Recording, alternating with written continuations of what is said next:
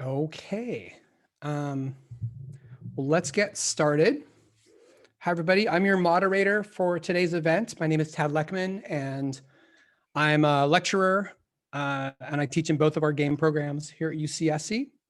On behalf of the UCSC Career Services and UCSC Career Success and UCSC alumni, and also on behalf of both of our games programs here at UCSC, I want to welcome you to our first video game career insights event for 2021. Yay. So the way this is going to work, just to give you kind of the overview, we're going to have two parts to the event today. First, we'll have a Q&A with our guests, and we're going to use some of the 250 plus questions that were sent in before the event, which is amazing. So we've kind of compressed them all down, found some common questions, but we'll also be taking questions during the Q&A as well. You can send those directly to Taylor Nagel in the chat, and then Taylor will kind of collect those and hand them off. We'll get them handed off to me during the Q&A so I can ask some of those questions as well. But we have a lot of questions and not a lot of time. So we'll get to as many as we can, but we really appreciate all the questions that got submitted. So we'll do a Q&A for the first part of the event. And then after that, we'll open up some Zoom breakout rooms for each of our guests and one for me as well, that you can pick one to join. And then we'll have kind of more of a casual conversation that you can ask some more specific questions and have some discussions specific to each breakout rooms person host as it will. We'll talk more about that when it's time to open those rooms up. And then also want to let you know that we're going to record the Q&A portion. We won't be able to record the breakout room. So we're recording the Q&A portion. And I did want to also encourage you to take what you've learned here today, take some other questions that you have today, and make sure that you talk to your academic advisor, talk to career services if you want further information or help moving forward. And also I want to encourage you to use the Career Advice Network. And they'll post a link in chat to how to get to the Career Advice Network. But it's a really great way to talk to alumni and kind of help you get connected to folks who are slugs, who are out there doing the things that you're interested in doing. All right. Well, let's get started with by introducing our guests. Both of our guests work at Riot Games. And I worked at Riot Games for a couple of years as well as director of art education. And they're going to tell you a little bit first about their career paths and what they do at Riot, and then we'll open up for Q&A. And I want to start. So our two guests tonight are Michael Seals, who's a principal engineer for Riot, and Jonathan Belliss, who's a director of production for Riot. And let's start with Michael and have Michael introduce himself by first unmuting himself.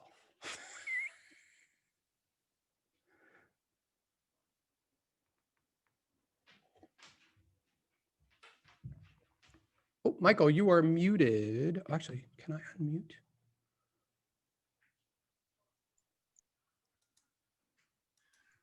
Okay.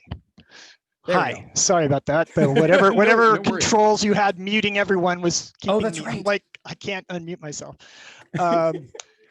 Okay. Hi, I'm Michael Seals. As Tad mentioned, I am at Riot Games. I am a former slug. I was at Cowell College once upon a long time ago. My degree's in physics. To answer a couple of questions sort of preemptively, when I was at Santa Cruz, I had no idea I was ever going to be in games or in media for that matter. I did not have a particular career path sorted out, only that I wanted to be technical, that I needed it to be technical in origin.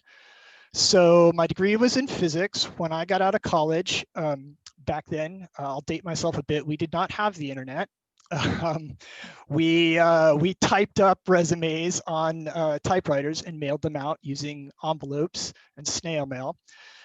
Just to put in perspective, I sent out, I had a goal for myself to send out 100 resumes to companies when I got out of Santa Cruz. I did that. My return rate was 3%. I got 3 people were interested in me out of 100 tries, just to put in perspective what it can be like and that persistence will still pay off. I eventually got a job at a company called TRW in Los Angeles. That TRW was a aerospace and defense contractor. It's since been subsumed into Northrop Grumman. But for 6 years, I was basically a rocket scientist at Northrop Grumman. I was doing computational physics, computational simulations of astrodynamics simulations. I worked on that for 6 years and decided that this wasn't really the life for me, working in a sort of more contractor-oriented lab. And so I was very interested in virtual reality at the time and in computer graphics. Computer graphics in Los Angeles, to a large degree, means the visual effects industry and the film industry. So I got very involved in the visual effects sort of community for a while. It took me a while, but after a certain amount of time, I became one of the founding engineers at Dreamworks Animation when it was first starting. I was at Dreamworks for many, many years through many different iterations of what that looked like, from custom silicon graphics hardware, running very, very specific systems to, in the end, cloud-based services architecture that we basically built from scratch. Over those many years, I worked on a lot of movies. I have 28 film credits. I worked on movies like Shrek and How to Train Your Dragon and Madagascar, Kung Fu Panda, those sorts of things. So all the DreamWorks stuff. I also worked on things like B-Movie.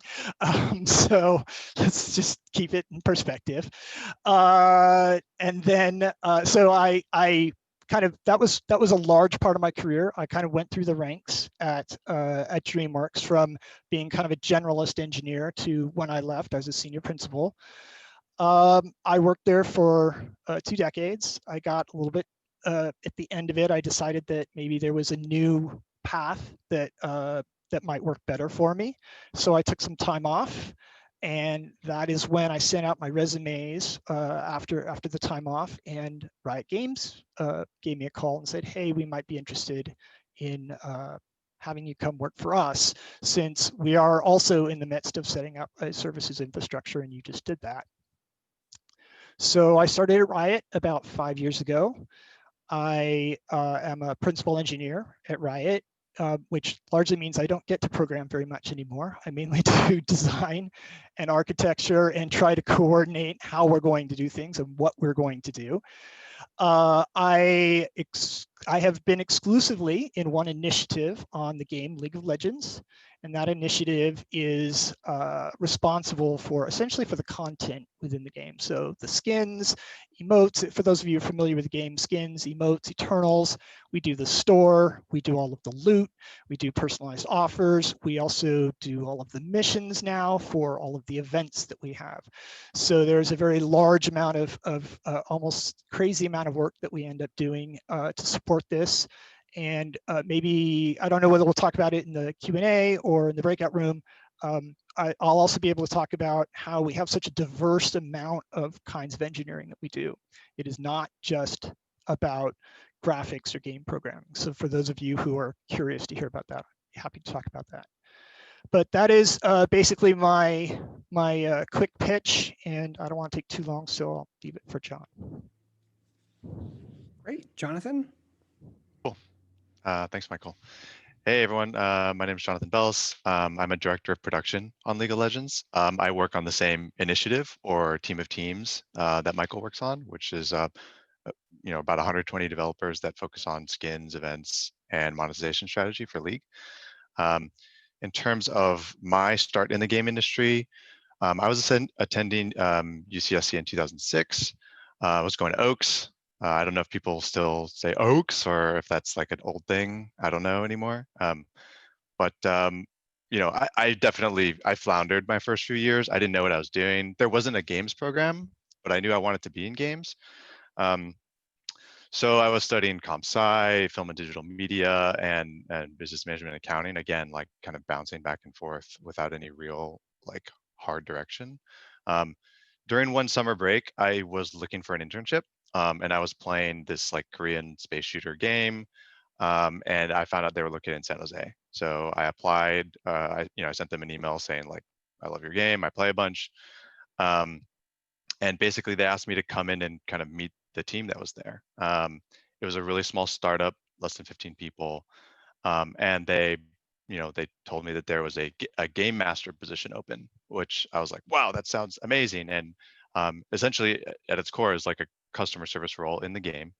But I was still really excited for it. Went and asked my parents.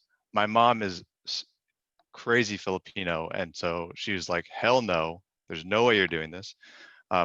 My dad was a chemical engineer, and basically, his thought was like, if you have a shot at trying out something that you like, you could fail. You could just go back to school afterwards anyways if it doesn't work out, but you might find something that you really enjoy.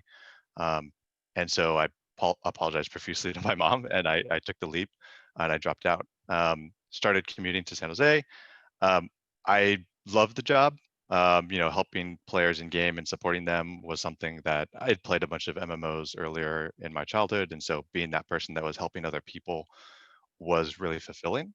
I'd often like complete my work and then try to find other things to help with, and one thing in particular was communicating with players, like collecting their feedback, trying to understand what their needs were, and then relaying that to a development team. That was in Korea. After about 4 months, they promoted me to community manager. So I started doing that type of role full time. And I did the same thing, like complete all of my responsibilities and then ask for other things that I can do or help with. And at that point, the thing that they asked me to help with was monetization or item pricing. There were a bunch of people who ran the game that didn't really play it that much.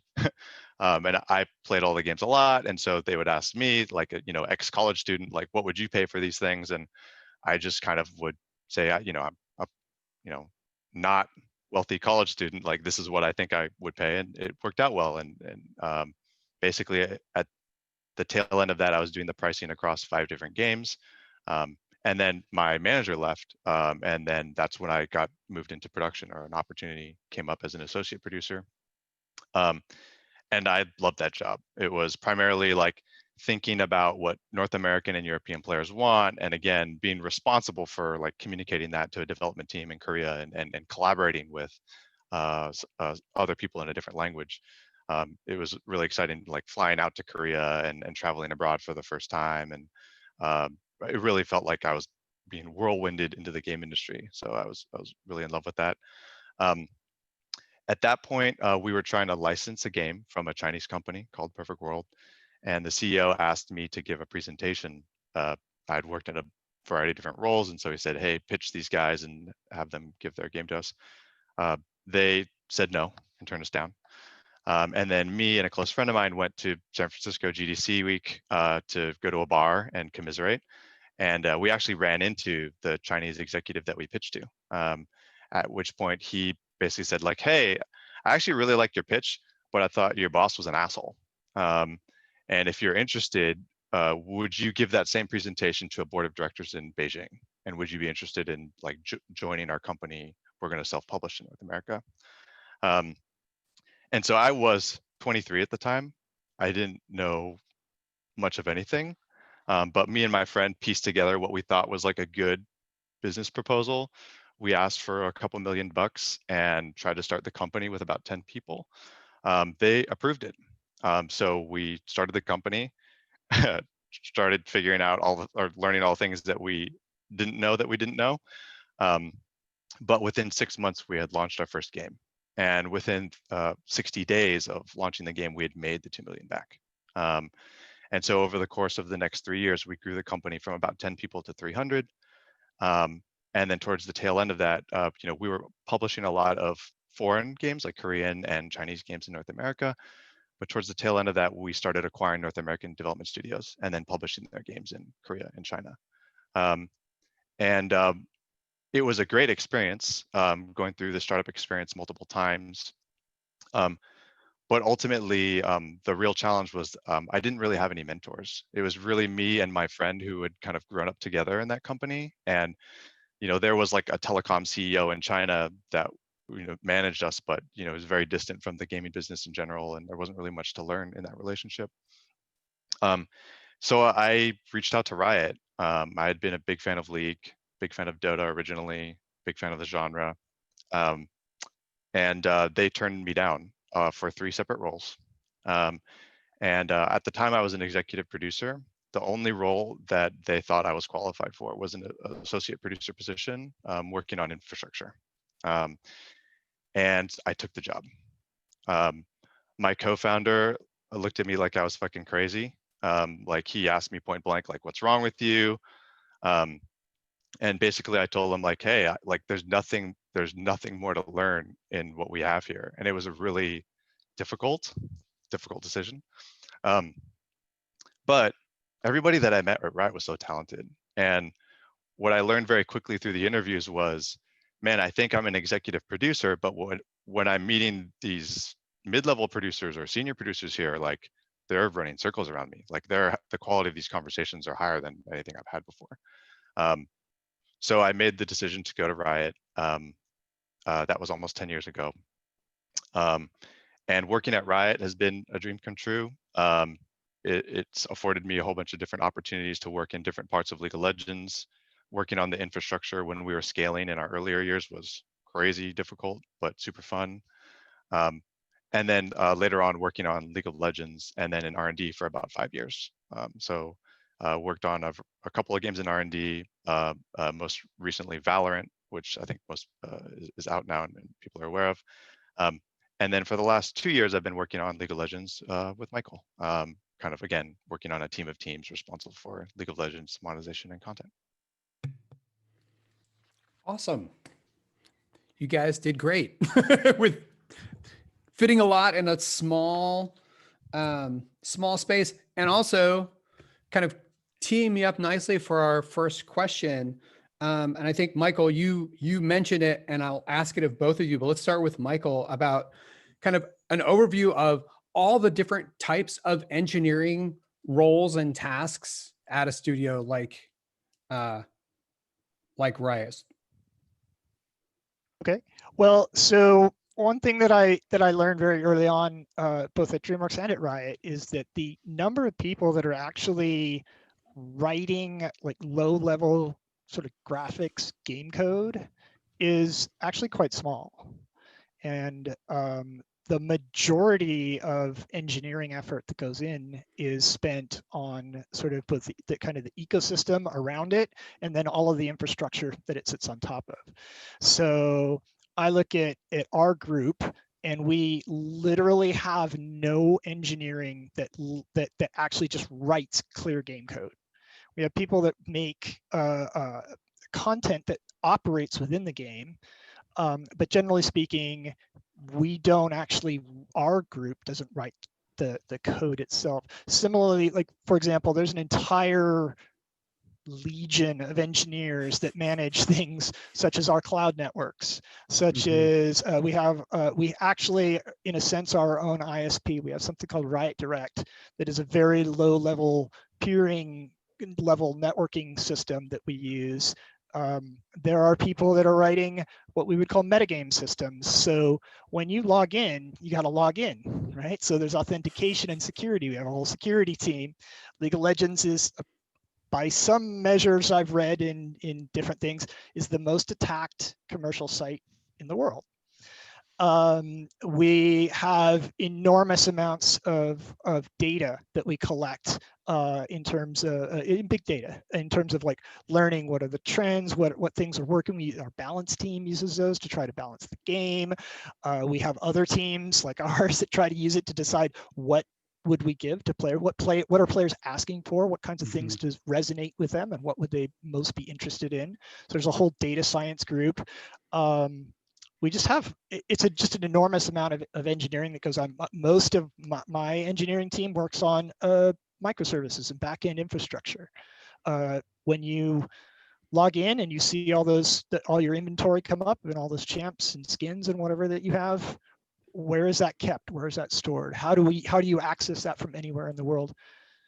It's just an enormous amount of different kinds of engineering, many of which have nothing to do with games. So yeah, Very good.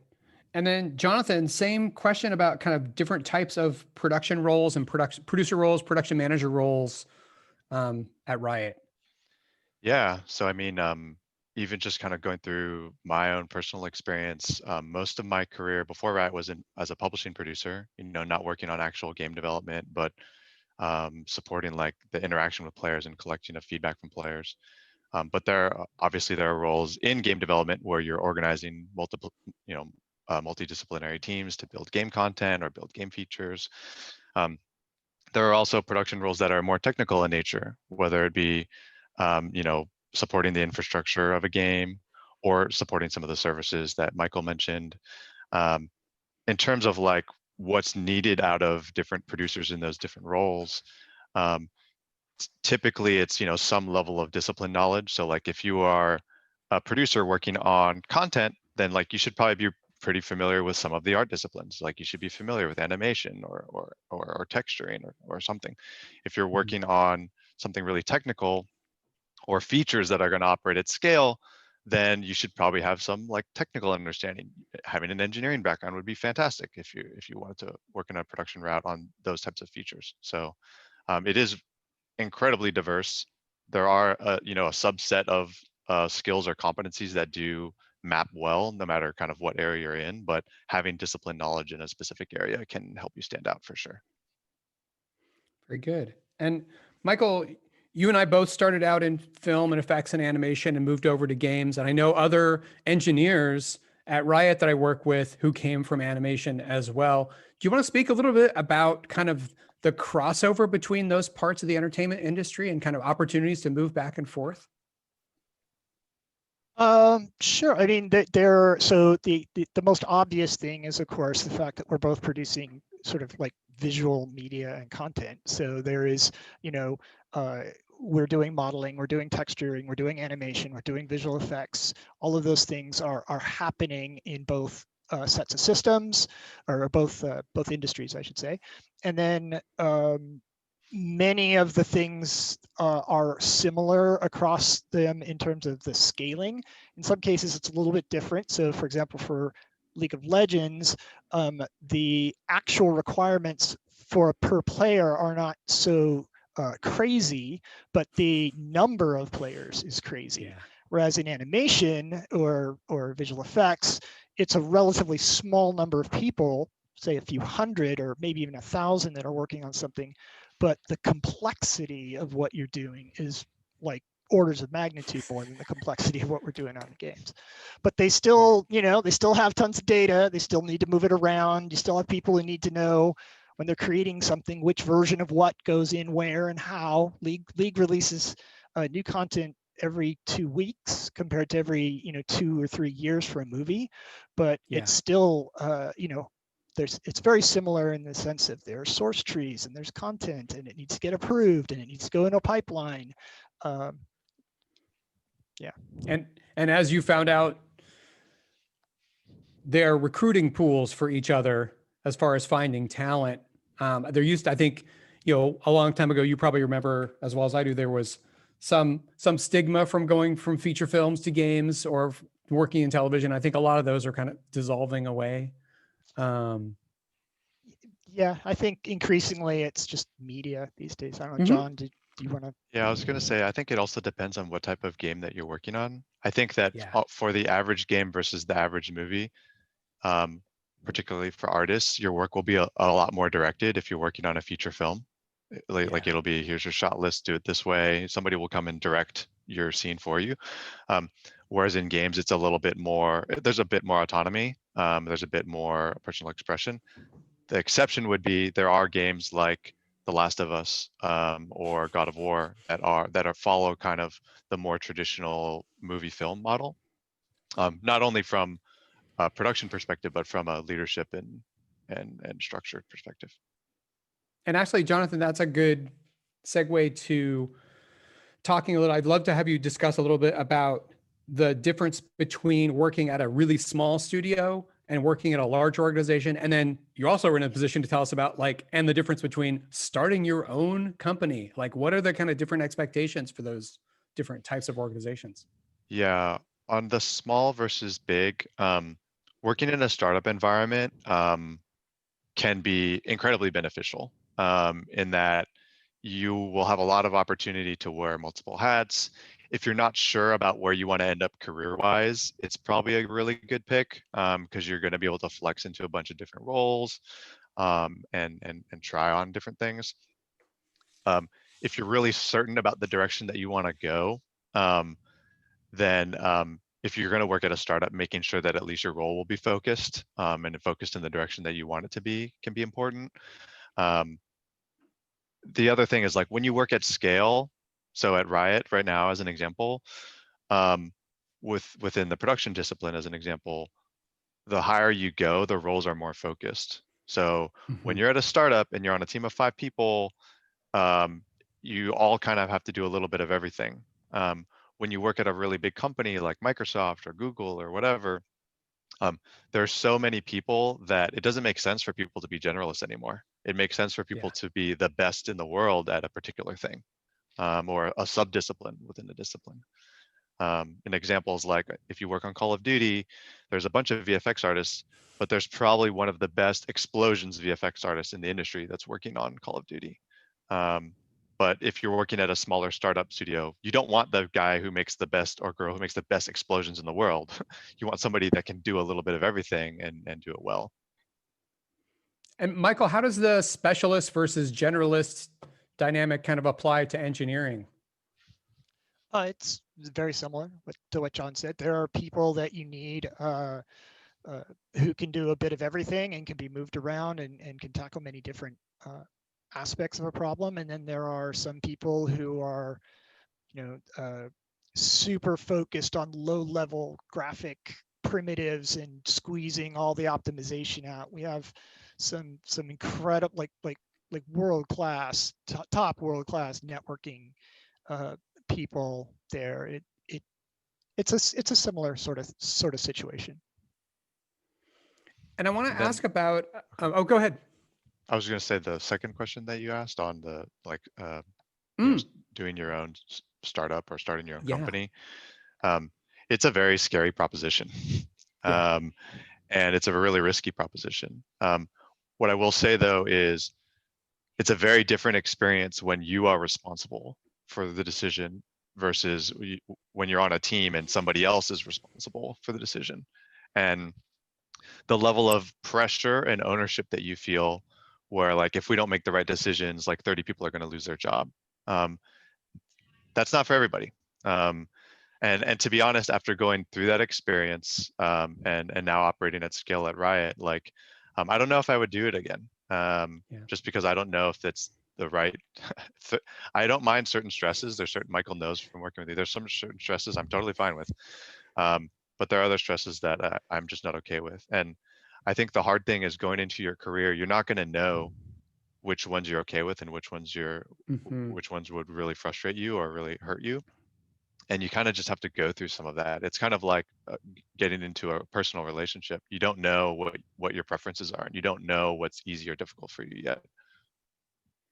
Do you think there's some benefit if you have an inkling that you might want to be entrepreneurial and start something? Is there a benefit to, instead of jumping straight into it out of school, maybe going to work for some other organizations and find out how they work and kind of finding out a little bit more about how you like to work and your stress levels and your risk tolerance? I think everyone's going to have a different experience, and some people will give advice that's different from what I'm going to say here. But I definitely think that if I had not had a year or two of experience working at a startup, there's no way I could have put together a proposal that would have gotten funded by a group of people. So I think it can definitely help, but it also depends on the industry or the opportunity that you're chasing. If you're chasing something that doesn't have a market, maybe doesn't need that much funding, then the situation and context is different.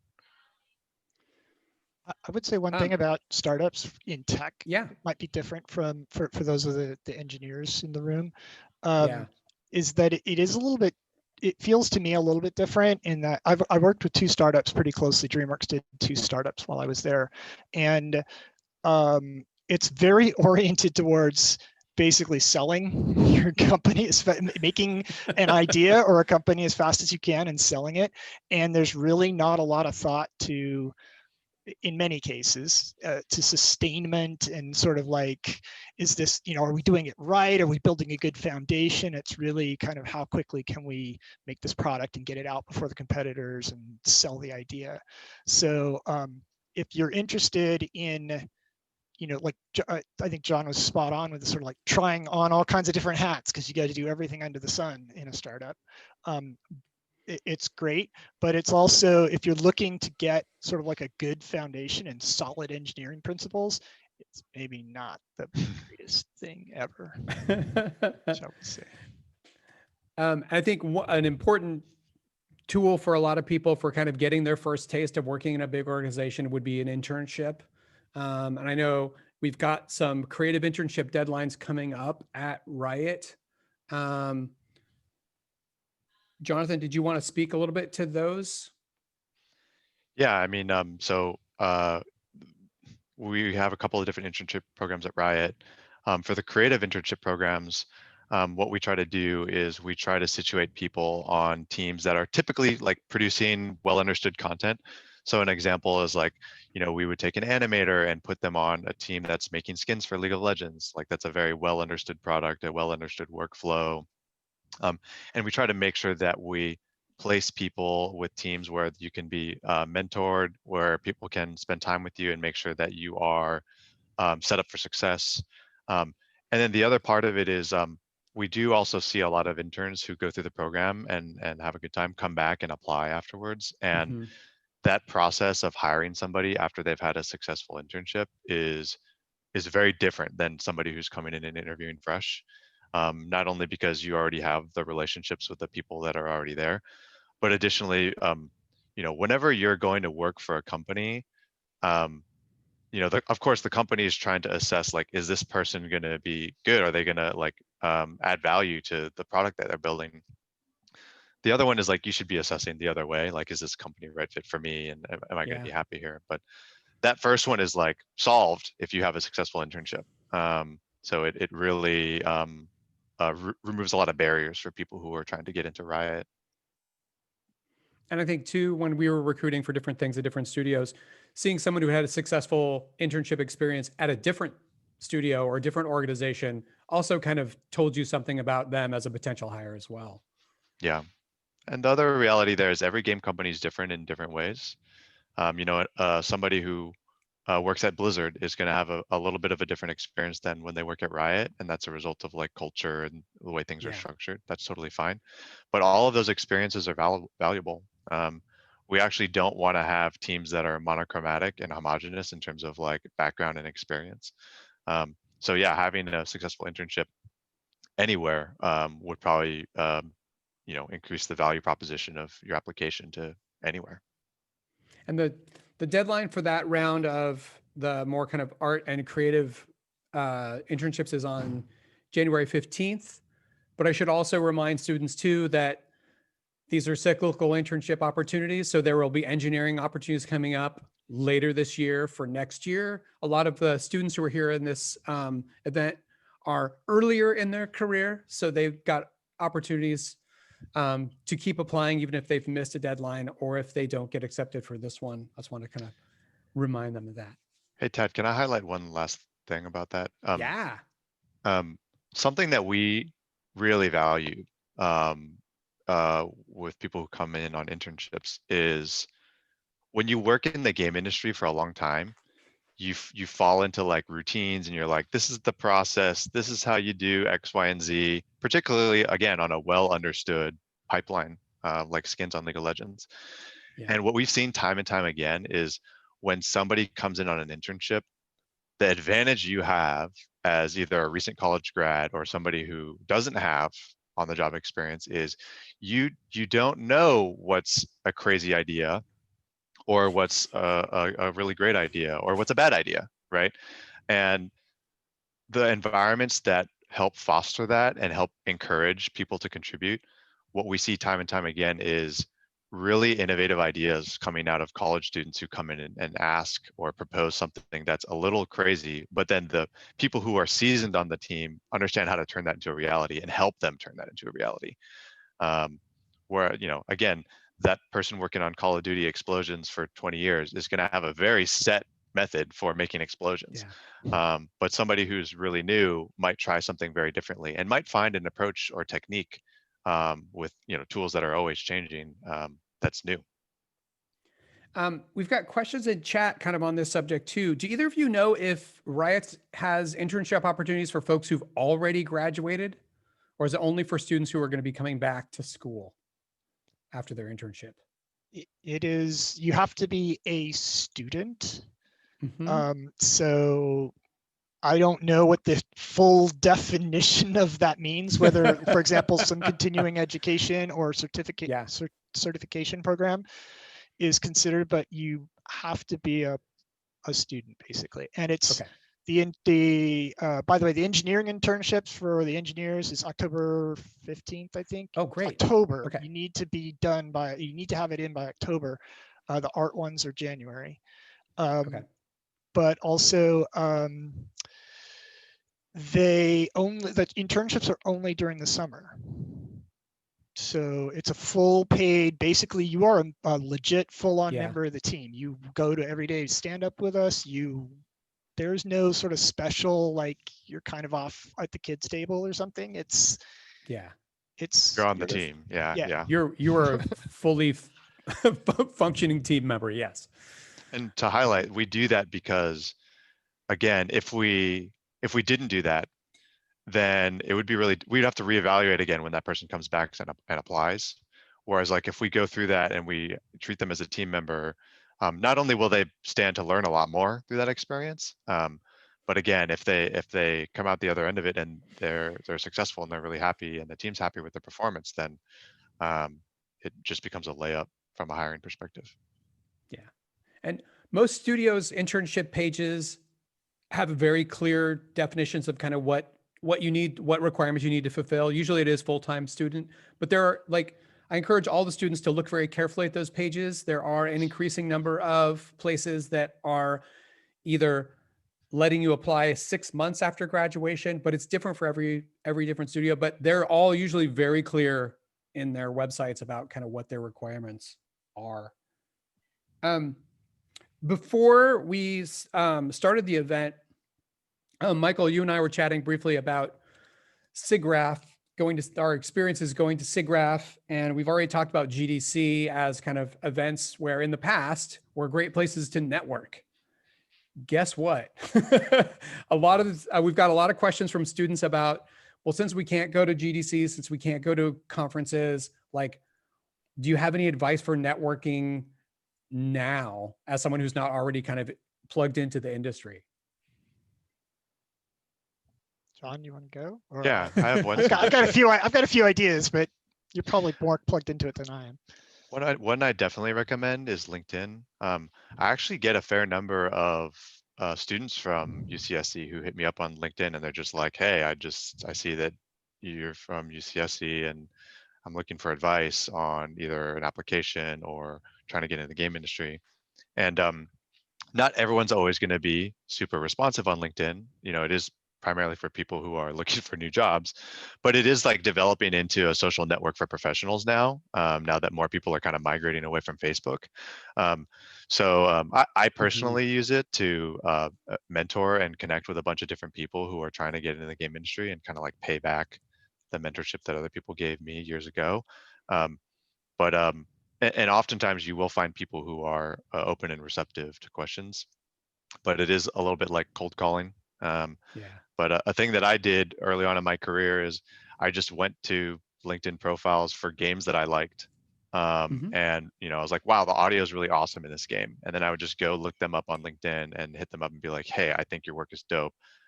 Do you want to talk or play a game sometime? And that ended up becoming a huge source of recruiting when I worked in R&D. But it's been a great tool, particularly in the last year for social networking with professionals. Yeah, I mean, Michael? There's also, there's a couple of things you can try. So first of all, there's a bunch of online forums and whatnot now between Slack and Reddit and Discord. There's massive communities out there that you can go to And like, it doesn't take much Googling to find a ton of them, and you can sort of sort through them and judge for yourself which ones might be most useful to you. Also, I noticed there's been an increasing number of game jams that happen online.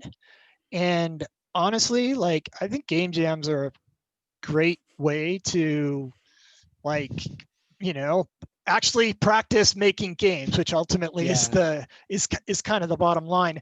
And if, like, I know it's all going to be over headsets and Discord and talking and Slack and trying to figure out how to make a game, but like, that's the state of League of Legends right now too. So you're getting like perfect training for like the reality that we are currently in.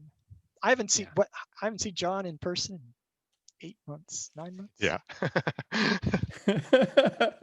Well, I've noticed too that I've seen a lot of job postings, and also, speaking of being remote, job postings and internship postings as well, that let you know right up front, like, this will be a position that will begin as a remote job, and then at some point we'll integrate you in. Does that seem to track with how things are happening at Riot as far as new folks or maybe even internships? Yep. Both. I don't think the interns ever actually set foot on the Riot campus this year. Unfortunately, yeah, it's a bit of a bummer, Yeah. but they still we had a great time with several interns. Several of them have been hired since then, and yeah, it is kind of like unfortunate. We'd love to like work with people in person. It's a lot easier to build relationships in person. Yeah. But hey, we got to make the best of it. At the end of the day, we have awesome stuff that we want to make for players, and like we have to do the best that we can. It's probably a good time to also, again, mention the Career Advice Network.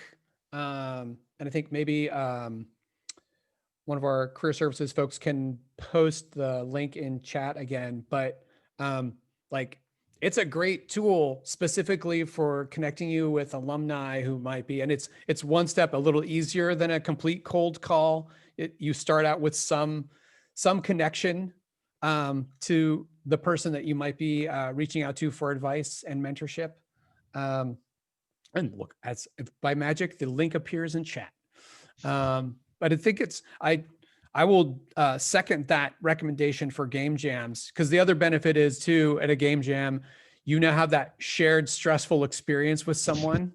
That is a bonding thing that really it's an important thing to making connections with folks, for sure. Also gives you something to put on that resume. Here's a game I made. Yes, yeah. And you can play it. And here were our constraints, so that you can talk about those when you're in an interview. Very, very good.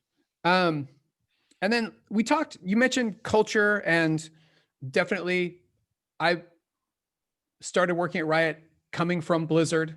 There's definitely a cultural difference. Working at Lucasfilm, what's different culture, even cultural differences coming from film and games. I wonder if, maybe we can start with you, Michael, if you could just tell us a little bit about kind of how you found the culture of Riot when you got there, and kind of what things you find unique and kind of really fulfilling about the culture, and just basically things that are different about Riot that students might not be aware of if they're thinking about applying for an internship or a job.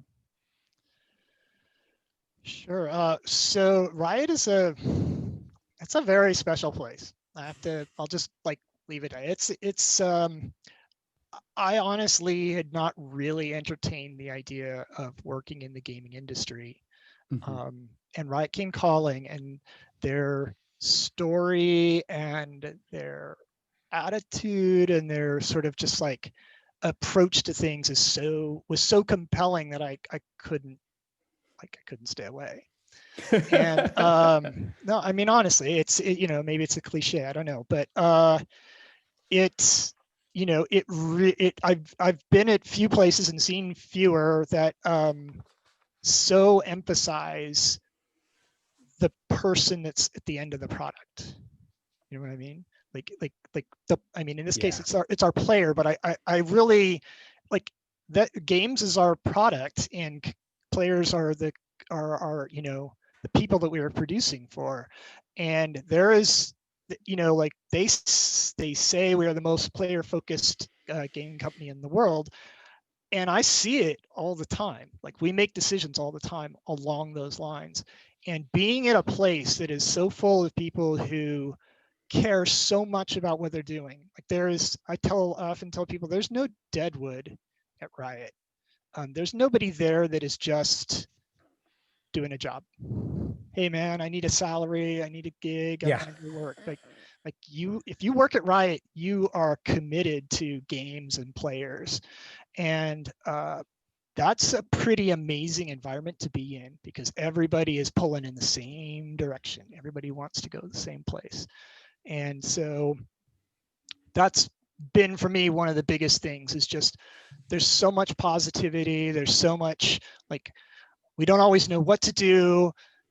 We're a young company. We sort of struggle sometimes knowing what the right thing to do is. You know, I often say Riot is like a bit like a teenager. It's grown out of the sort of early phase of instant gratification and just do whatever I want and just have fun. Just give me the candy now. But it's not quite to the fully adult. You know, we have to have policies and think about our future balance sheet and all that. We're kind of in that, like we sort of have to be responsible, but we still want to have a lot of fun. So it's a special place. I don't know. How about for you, Jonathan? Yeah, everything Michael said truly resonates with me. So my experience before Riot working in Silicon Valley, like one of the main reasons why I left that track was it was very focused on money. It was very focused on what's the quarterly revenue? How's it going to be better than last quarter? We called our players users, not players. And many game companies do call them users, not players. And for me coming to Riot, that was one of the most distinct things. I remember like very crisply a meeting early on at Riot where, you know, we were talking about the game and some random person had mentioned like, oh, user count, blah, blah, blah. And Mark and Brandon stepped in and they're like, hey, like, our players are not users, they're players. And we need to make sure we always think of them as human beings, not as a statistic. And that really like affirmed to me that like, okay, this is the place that I want to be. Now, the thing that I'll say though, is to like kind of address maybe an elephant in the room is like, when I came to Riot, the culture was different than it is today. And what I mean by that is like, there was like definitely like a bro culture about Riot at the time. And when I joined Riot, again, I was an associate producer at the time. And when I looked around, like whenever you join a company in a particular discipline, you kind of look around at like seniors or leads who are in your discipline track in order to try to figure out like, what do I need to do to kind of meet those requirements and advance in my career, right? And when I looked around at the other senior producers at Riot, I was like, fuck. I think like, and to be specific, a lot of those people at the time were like very alpha male. They were very like loudest voice in the room gets their way. And at that point I was like, damn, maybe I made the wrong decision. Maybe I cannot, I don't think I can model that type of leadership and be genuine in who I am. Very fortunately, I had a manager and mentor who serendipitously or funny enough was one of those alpha males, recognized that I was not, helped support me and help grow me and help give me room to have a voice in different conversations and decisions. And ultimately, like I believe I'm able to model a different type of leadership today and have been successful with a different type of leadership today that I don't think would have been successful back then. So Riot has changed, and I'm sure people have seen stuff in the media and Kotaku and so on and so forth. The thing that I really appreciate about Riot is when that stuff happened, like we hit it head on, and we got the whole company together, and we said it's a real problem, and leadership stepped in and said we're going to fix this and we're going to make it better. And other places that I've worked would have just brushed that stuff under the rug or would have ignored that it ever happened or just done damage control internally. And the level of transparency and honesty that leadership had in addressing that type of cultural issue at Riot is just like made me committed for as long as they'll have me, right? Like I'll just work here until I die or until something crazy happens. Yeah. kind of morbid. No. Well, and you anticipated my next question, which is because you've been there to see kind of change in the culture, and I noticed some of the same things you're just talking about when I was at Riot as well. So I guess the other question maybe for both of you, and since Jonathan, we're already talking about it with you, do you see evidence of kind of increasing diversity of, are there more opportunities for women? Do you see more, like, that's another thing when I go to a studio to interview or to talk to friends or to visit, I always look around to see what's the makeup of the folks, who work there. Do you see that changing? Do you think it's a place where there are probably maybe more opportunity for women or people of color or people with different personality types than there might've been in the past? Yeah, I mean, what I'd say is the teams that I work on today, relative to the teams that I worked on when I joined Riot, are very different in terms of composition. There are more women at Riot than there were 10 years ago. There are more people of color that are at Riot than there were 10 years ago. That's not only a product of the company trying to intentionally support those groups, but I think the other part of it is it's an industry where those groups are underrepresented anyway, right? And that is a problem. But I think part of that problem gets solved by people joining the industry, getting in, and then kind of paving the way for others. And I think that's happened over the last 10 years. And when I look at our team today, and examples like our Pi content team, the team that makes a lot of our content on League of Legends, is actually almost 50-50 men and women. And in terms of the leadership team, it's actually 70-30 women. So I'm actually really proud to be organizing a production group that is primarily composed of women and people of color. And I'm biased, but I think is one of the best run teams on League of Legends. Michael, what are you seeing on the engineering side? It's a similar thing. I don't think we've seen quite as much growth in terms of the balancing out. Yeah. But I teach a class with a young female engineer, and she seems, I've asked her a few times about things, and she's very positive so far about how things are for her. I look around me and I see senior leadership on one of the central core engineering teams is a woman. I look at League of Legends. League of Legends is run now by a woman. And it's not quite where we want it to be, but we had a number of female interns this year, and I think we're bringing them back for when the school year is over, or when they do graduate, I should say. And yeah, it's not where we want it to be. We've been trying to address that in different ways. There've been a complete revamp of the way that we do interviewing, for example, to try to focus on that. There's been a redo of sort of what we call our job architecture, how our different jobs are structured, and how promotions are dealt with, and what the salary discrepancies and that kind of stuff. We've gone through a whole year-long cycle of trying to get that straightened out. And we've started doing things. We host every year, we host a Girls Who Code summer intensive of females who come to female high school students who come to the campus and spend, I think it's like a couple of months actually working on coding stuff and each one is assigned a female engineer as a mentor. So we're trying, we're getting better, maybe not where we need to be yet. There's one other thing I'd like to. Go, There's Jonathan. one thing I'd like to add, which is I think Riot went through a crazy growth phase in its early years, and went from hundreds of people to thousands of people very, very quickly. I think one big mistake that we made was there was a lot of people that, because the company was growing, we scaled them into management roles when they didn't even want to be managers, or maybe they shouldn't have even been managers.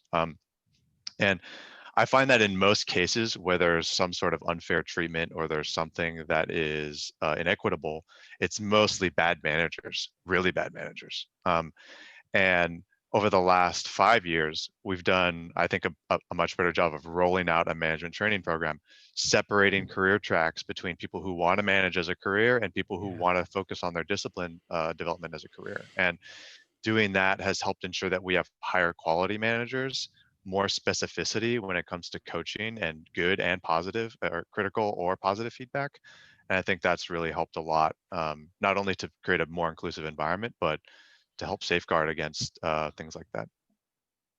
And that's not uncommon with studios that grow very quickly. Yeah. I helped build the kind of the thought process around artists and splitting up between becoming an art director who's a manager and an art director who focuses on craft. So I'm glad to hear that it's working and expanding. Yeah. Makes a big difference. So we're about to go into breakout rooms, but one more question for you both before we do that. That's sort of related to what we're talking to, because it's definitely related to culture. Our students are very conscious of crunch as a thing in studios, probably in a way that we weren't when we started working in the games industry. Can you speak to kind of how crunch affects Riot and the various teams there? And so obviously Riot's product release schedule is a little different than some other studios, but what is kind of the basic feeling around kind of crunch and trying to avoid crunch at Riot? Yeah. I definitely say game industry is known for crunch, particularly certain studios, particularly those that are in the movie model, like we mentioned earlier. Yeah. For Riot, because Michael mentioned earlier, like we're trying to ship every 2 weeks. And what that means is like we can't have people burn themselves out on shipping the next patch, because we've got 20 more the rest of the year that we need to ship. So we try to make sure that we accommodate that, and that we build schedules and padding, and that we take sufficient breaks. And honestly, we're still getting better at it. I think that this last year during quarantine and COVID was a year where, because of all these external pressures on rioters or people that we work with, we tried to be even more accommodating and give not only additional days off, but give breaks off and weeks off. And I think the game industry at large, specifically like the service-based games that have an on-standing relationship with players and they're shipping content all the time, I think a lot of these studios are now forced to make sure that they're not crunching people, because the reality is that they'll just go and they'll just leave. Yeah. Michael, what about for engineering, kind of rolling out features and tools, and like how schedules work for engineering projects? It's the same as it is for the creative folks. Generally speaking, there's no death marches. There's no horrible crunch things. I think John's point about it being an ongoing thing is the most salient thing here, which is, it's not like some enormous project that we need to complete and then we're done and now we move on to something else. It's kind of ongoing, so it never gets too bad. There are moments where you might be there 10 hours a day for a week or two, kind of thing. Your product is, needs to be released and you are trying to hit a date, and there's all the odds and ends you got to sort out, and you might be there late. There are times where you might, for example, have to be up in the middle of the night because you're either on call or because your feature is rolling out around the globe, and it's at peak time in China or whatever. It's not exactly your normal working hours while you're here in the United States. So there's sometimes that can happen, but those are relatively isolated. And I on our initiative anyways, I can't speak for all of Riot, especially for some of the R&D projects, or even, for example, say Valorant right before it launched. I wasn't I didn't have a lot of insight on that, but certainly on League, I've never ever seen any team kill itself. I'll highlight that is a trade-off between startup environments and a really large company like Riot, where like at a large company, your expectation should be that if you work at one, that they're working in a sustainable way. If you work in a startup environment, though, when you're not sure if you're going to make it the next quarter, like it's a very different thing that you're signing up for, that you should know. Okay, well, that was awesome. So that's kind of the end of our big Q&A session. Now we're going to do the breakout rooms. You can see in chat, everybody, there's some instructions from Taylor about how to get into a breakout room. So John, Michael, and I are going to pivot to being in a rooms there to have kind of more casual conversations. We're going to do those breakout rooms for about 25 minutes. Hopefully you know enough certainly about John and Michael to know whether they might have some insights for you in specific areas and their areas of expertise. I am the catch-all. You can certainly ask. I'm also available to answer questions about UCSC, our programs, classes, applying for jobs. But I worked in art at Riot and Blizzard as well. So I've got some general purpose game career questions I can answer as well.